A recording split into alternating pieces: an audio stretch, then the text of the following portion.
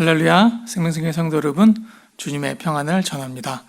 오늘도 베들레헴의 마구간에 찾아오신, 가장 낮은 자리에 찾아오신 우리 예수님께서 우리의 삶의 자리에 오셔서 큰 은혜로 함께 하실 줄 믿습니다.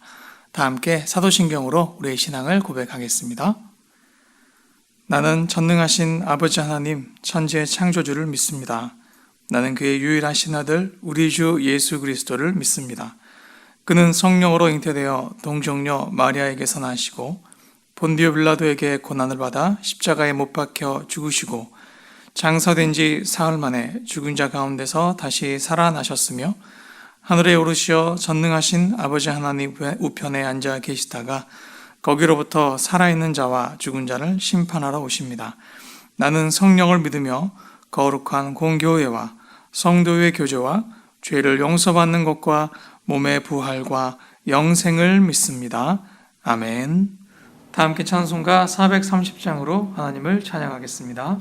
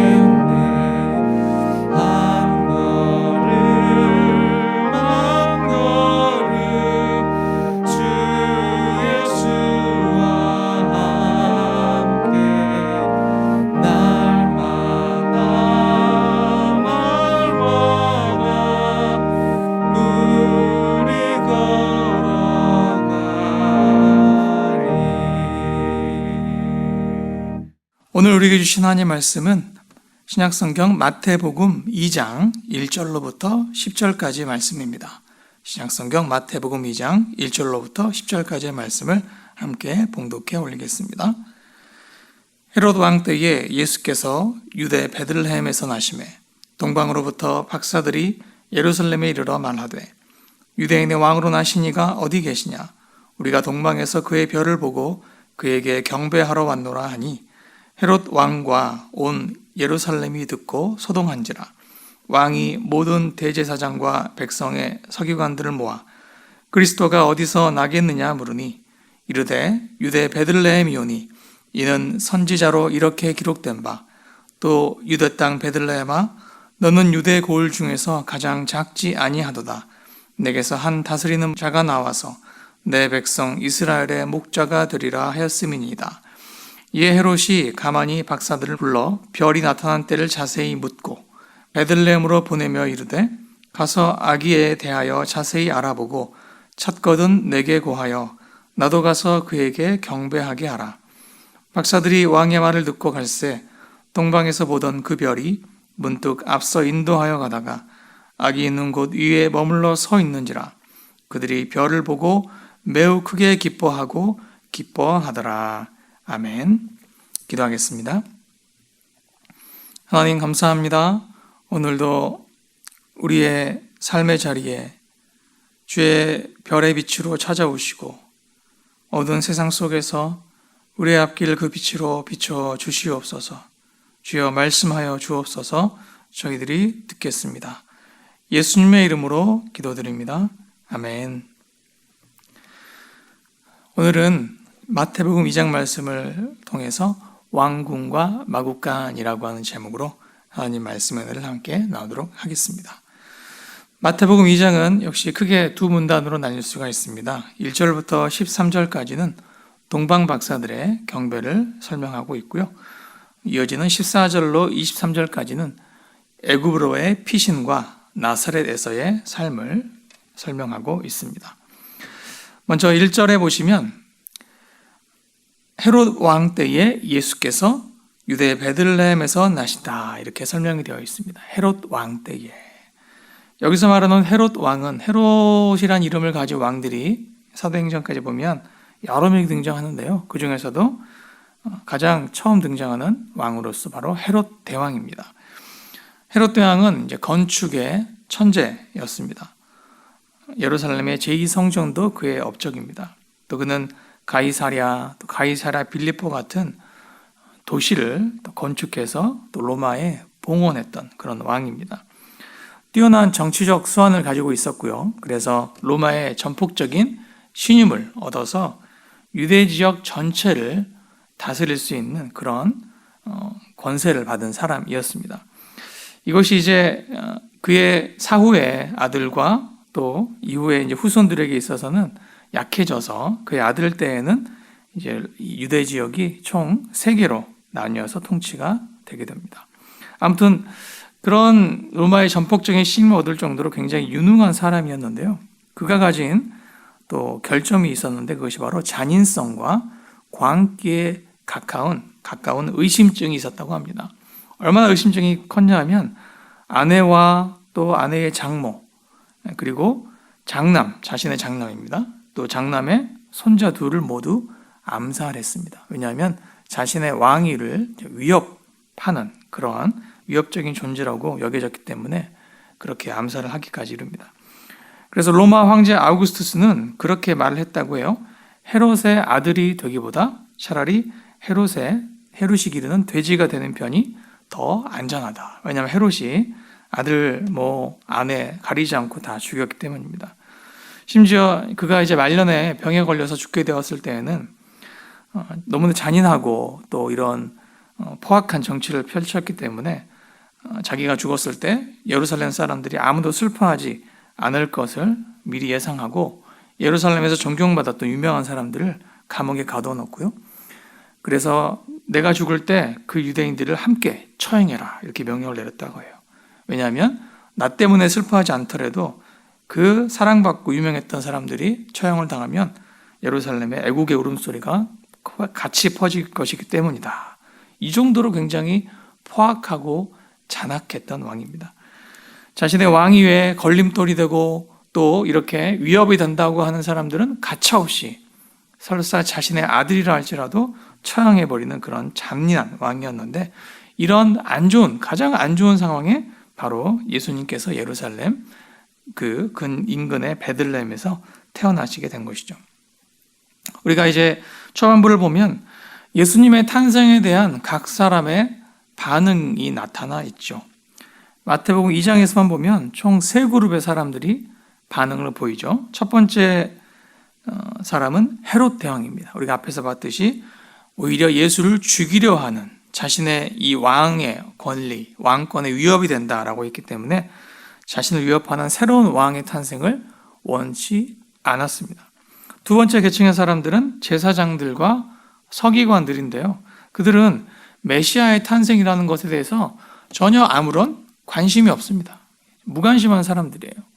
그들이 관심 갖고 있는 것은 형식적 종교 행위들, 제사 행위랄지 율법에 대한 토론, 또 이런 연구, 이런 것에만 관심이 있었지, 실제로 하나님께서 그 율법의 예언들을 통해, 구약 성경을 통해 이 땅에 보내시겠다 하셨던 메시아에 대해서는 아무런 관심이 없던 사람들입니다. 그리고 세 번째 부류의 사람이 바로 동방의 박사들이죠. 그들은 하늘의 별을 통해 또 천지의 일기를 통해 메시아의 탄생을 알게 되었고, 그래서 먼 여행을 거쳐서 드디어 메시아를 찾아와 경배했습니다. 이 세 부류의 사람이 메시아를 대하는 사람들의 세 가지 태도인데, 이것은 이 당시에도 그렇고 오늘날도 여전히 동일한 것 같습니다. 우리는 예수님 앞에서 어떤 반응을 보여야 하겠습니까? 헤롯 대왕처럼 반대하는 사람, 적극적으로 공격하는 사람이 될 것인지, 아니면 이래도 저래도 아무 관심을 보이지 않는 무관심한 사람들이 될 것인지, 아니면 주님 앞에 나와 경배하는 사람들이 될 것인지. 세 번째가 돼야 되겠죠. 어떤 상황에서도 예수님을 반대하거나 혹은 무관심해하지 않고 주님 앞에 나와 주님을 찾고 주님께 경배하는 저 여러분 되시기를 주님으로 부탁을 드립니다. 예수님의 나심에 대해서 마태복음은 묘사를 하는데요. 우리가 이 평행 본문인 누가복음 2장을 함께 보면은 예수님이 나신 곳의 정확한 상태를 볼 수가 있죠. 예수님은 당시 마굿간에서 나셨다고 되어 있는데, 이 마굿간은 우리가 생각하는 이렇게 나무로 지어진 그런 형태의 집이 아니라, 당시 지금도 그렇습니다만 베들레헴은 석회석으로 이루어진 그런 지형, 영토를 지형이고 땅을 가지고 있어가지고 이렇게 굴을 파기가 굉장히 쉽다고 합니다. 우리가 보면 이제 우리나라에도 석회석 동굴들이 많이 있잖아요. 그런 식으로 굉장히 가공이 쉬운, 또 동굴이 쉽게 생겨나는 그러한 지형을 가지고 있어서 산을 파고 동굴을 그 안에서 이제 사람이 살기도 하고 또 이렇게 가축을 키우기도 했는데, 예수님이 나신 곳은 당시 베들레헴에 있던 석회석 동굴을 이용한 짐승의 소와 말이 있었던 이 마굿간에서 예수님께서 나신 것으로 그렇게 누가복음은 기록을 하고 있습니다. 예수님은 겸손함으로 이 땅에 오신 것을 우리가 여기서 볼 수가 있습니다. 예수님이 태어나신 마을은 베들레헴, 보잘것없는 곳이었죠. 우리가 서기관들과 제사장들이 6절에서 그렇게 말하지 않습니까?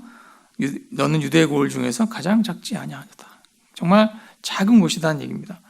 그리고 그러한 보잘것없는 마을에서 태어나신 예수님은 또 보잘것없는 마을에서 자라나시죠. 나사렛이라고 하는 동네입니다.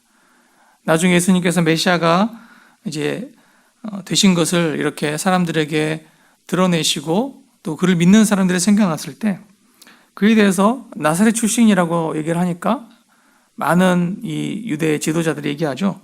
나사렛에서 무슨 선한 것이 날 수 있느냐. 그 동네는 아무런 보잘것없는 동네가 아니냐라는 뜻입니다. 그리고 심지어 예수님은 태어나시고 누이신 곳이 마굿간에, 그리고 말구유에 누이십니다. 이 말구유에 누이신 사건이 굉장한 이제 특별한 사건이 됩니다. 여러분, 오늘날도 그렇습니다. 아무리 가난하거나 삶이 어렵다 할지라도 아기를 낳아서 소와 말이 여물을 먹는 여물통, 그 구유에 아기를 누인다고 하는 것은 굉장히 이례적인 것이죠. 그렇게 할 부모가 어디 있겠습니까? 그런데 예수님은 놀랍게도 누가복음 2장 12절을 보시면, 너희가 가서 강보에 쌓여 구유에 누인 아기를 보리니 이것이 너희에게 표적이다 라고 그렇게 하나님 말씀을 기록해 놓았습니다. 즉, 왕 되신 주님의 출생의 사건 자체, 그리고 그 주님의 이제 처음 사람들에게 목격되는 그 장소, 그리고 그 누워있는 곳이, 그것 자체가 큰 메시지가 되고 이적이 된다, 표적이 된다라고 말하는 것이죠. 자, 베들레헴이라고 하는 것은요, 히브리어로 밥집이라는 뜻이죠. 밥집. 베들레헴, 밥집. 또 이것이 아람어로는 이제 푸주간이라는 의미를 갖고 있다고 해요. 밥집이요, 푸주간. 그러니까 그곳은 음식이 준비되는 곳입니다. 베들레헴은. 우리가 이제 떡집이라고도 합니다만, 이제 이 떡이라는 말보다는 밥 혹은 빵이 더 정확한 번역이죠. 일상적으로 먹는 음식이라는 뜻입니다. 자, 강보는 무엇입니까? 강보는 아기를 싸는 포대기예요. 아기를 싸는 포대기인데, 자, 강보에 쌓인 아기가 구유에 놓여 있죠. 구유가 무엇입니까? 말과 소가 먹는 여물통, 즉 말의, 소의, 짐승의 밥그릇이에요. 예수님께서 그 구유에 누워 계신 그 의미가 무엇인가? 여기서 보여주는 것이 바로 예수님께서 이 땅에 오신 목적을 정말 적나라하게 본질로 보여주고 있는 것입니다. 예수님은 이 땅에 빵으로, 밥으로, 생명의 양식으로 오신 분이시다 하는 것입니다. 예수님의 별명이 있죠. 나는 생명의 양식이다. 나는 하늘의 만나다. 내가 바로 살아있는 떡이다. 이렇게 주님께서 말씀하셔요.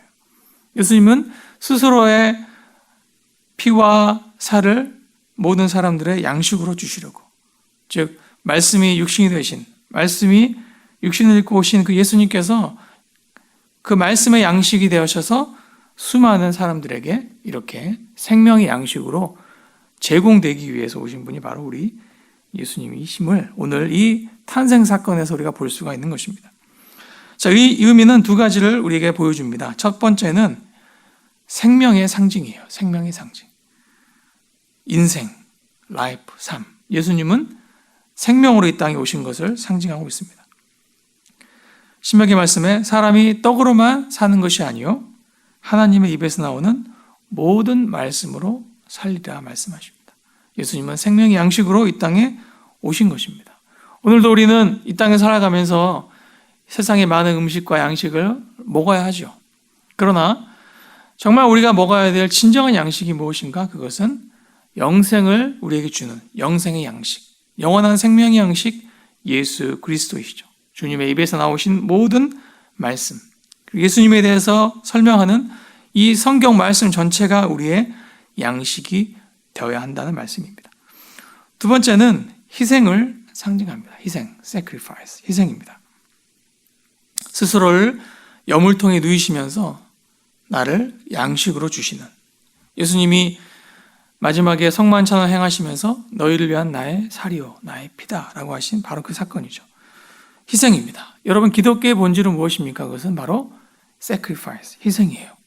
십자가의 스피릿, 십자가의 정신도 바로 희생이죠. 모든 아기는 어머니의 희생을 통해 이 땅에 태어납니다. 아기뿐 아니라 모든 생명 자체가 희생을 통해 이 땅에 보냄받고 태어나게 되고 기름을 받게 됩니다. 길리워지는 것이에요. 하나의 미랄이 땅에 떨어져 죽는 그 희생이 있어야지 거기에서 생명이 자라나고 많은 열매를 거두게 되는 것이에요. 반드시 그래서 생명은 희생이 있어야 됩니다. 그것을 또한 사랑이라고도 볼 수도 있고 헌신이라고도 볼 수도 있고 또 은혜라고 볼 수도 있겠죠.